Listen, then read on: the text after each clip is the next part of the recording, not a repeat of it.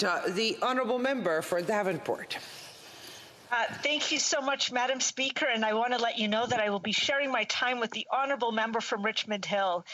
It is an absolute honor for me to rise in this House today to speak on behalf of the residents of my riding of Davenport. I'm truly proud to speak of this historic budget. I have so much to say that I actually suspect I'm going to be running out of time. So, Madam Speaker, I want to begin by acknowledging that in my riding, that's in downtown West Toronto and in many places in the GTA, it's currently under attack by a devastating third wave of this pandemic.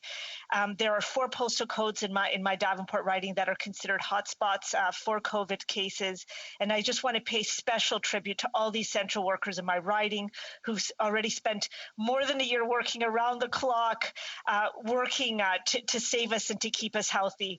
I want to thank everyone who works in a hospital or long-term care home who are working to exhaustion to keep people safe. I also want to say a huge thanks to everyone who's working to keep us fed and healthy and safe.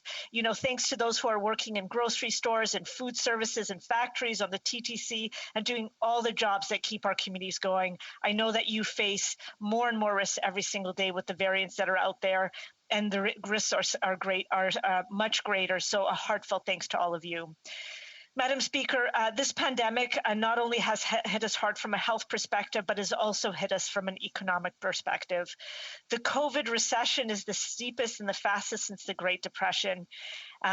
Some people may look at our government's historic, ambitious budget, investing over $100 billion over 3 years, as saying that we are overdoing it. But what I'd like to point out, and I know our Deputy Prime Minister, Minister of Finance has pointed out, that in our last recession, we learned from it. It took over 10 years for employment levels to fully recover. We know that the investments at that time were limited. We've learned our lessons. We're not going to make the same mistake in federal budget 2021. The economic cost of inaction and the human cost is too great.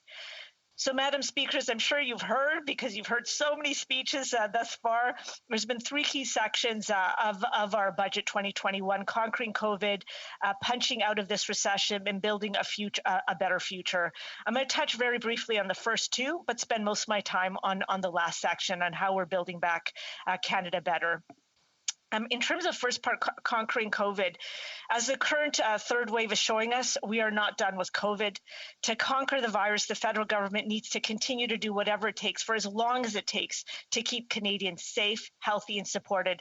And federal budget 2021 has allocated even more funding to extending supports to workers and benefits. So we're extending the Canada Emergency Wage Subsidy, the Canada Emergency Rent Subsidy until September 25th.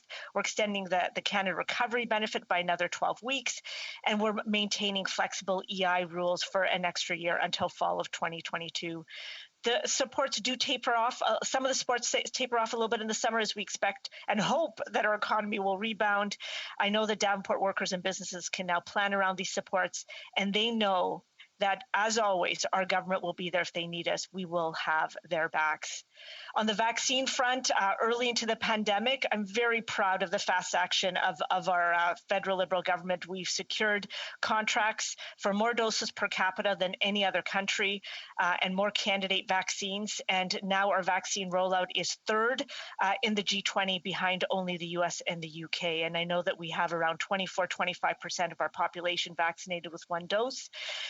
And we are investing a lot to rebuild our own domestic vaccine manufacturing. And so Budget 2021 proposes over $2 billion more for that, because we know that ongoing there's a very high risk that we're going to need booster shots and maybe even sort of modified vaccines as we move forward. And we want to be able to have that opportunity to be able to create that here in Canada. Now, next, Madam Speaker, I want to talk a little bit about punching our way out of this COVID recession. We do know that many sectors have been disproportionately devastated by COVID: tourism, arts, cultures, the airline industry, among many, many others. And we also know that small and medium-sized businesses have been greatly impacted. We only need to walk along our main streets to see the absolute devastation.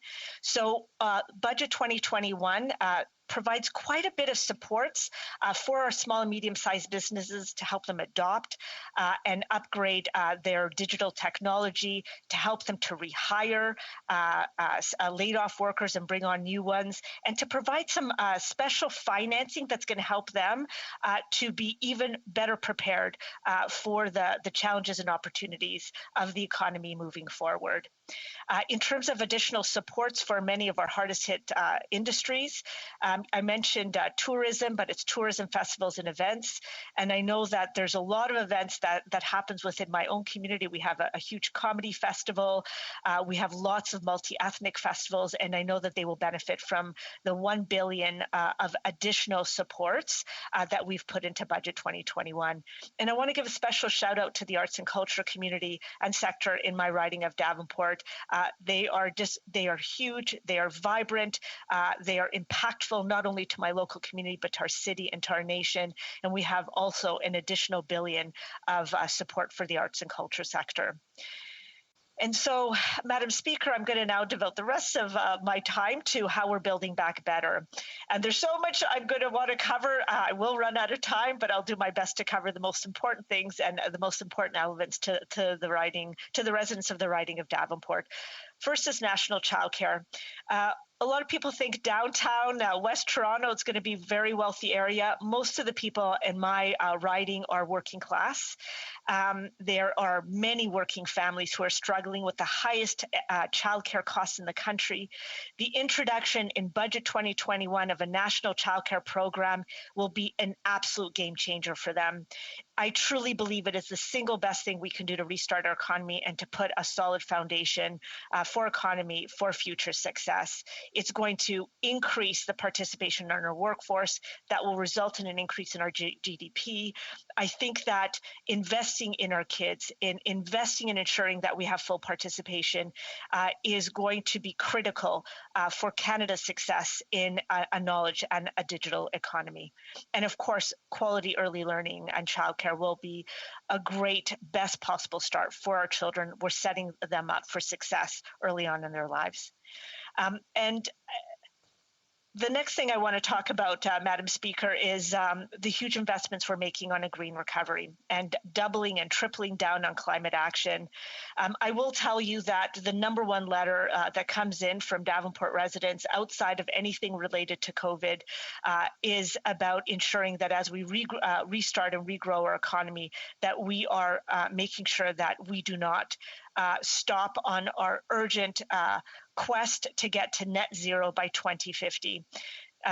So our budget commits an additional $18 billion in investments that puts us on track to reducing our emissions by 40 to 45% below 2005 levels by 2030. In our budget, it actually says 36%, but this morning our Prime Minister announced that we're actually increasing our ambition to decreasing our carbon emissions to between 40 and 45% below 2005 levels by 2030. And I will tell you, we do have an action plan in place.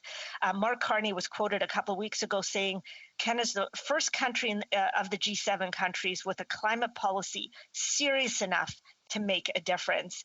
And so I know that we're serious about a green recovery. I know we're serious about moving to net zero, and we have a serious plan that's going to ensure that we get there. And now this budget ensures that we have the financial resources to be able to do so. I'll talk a little bit about workers, Madam Speaker. We are going to be massively increasing our Canada worker benefit, increasing the federal minimum wage, which is a huge promise of our government and something really important for Davenport residents. And we're also extending EI sickness benefits from 15 to 26 weeks, which to me has been something that many of our communities and nonprofit organizations and advocates have been asking for. And this is going to be a game changer also for those who are seriously ill and don't want to have to think about taking care of themselves or making a choice between taking care of themselves and putting food on the table. I know I only have 1 minute left, Madam Speaker, so I'll say to you that there are significant investments in our seniors, long-term care standards, increasing the OAS for those over 75. We have a lot of investment in youth. which I'm really proud about. We want to make sure that they're not a lost generation. Over $18 billion to help support our Indigenous people toward reconciliation and to righting the wrongs of Canada's past and present. And then I'll also end off by just saying that we've put a significant amount of money around migrant workers and immigration, which is close to my heart because I believe that future Canadian economic success depends on great immigration policy. So I'll say a huge thanks, Madam Speaker, for allowing me to present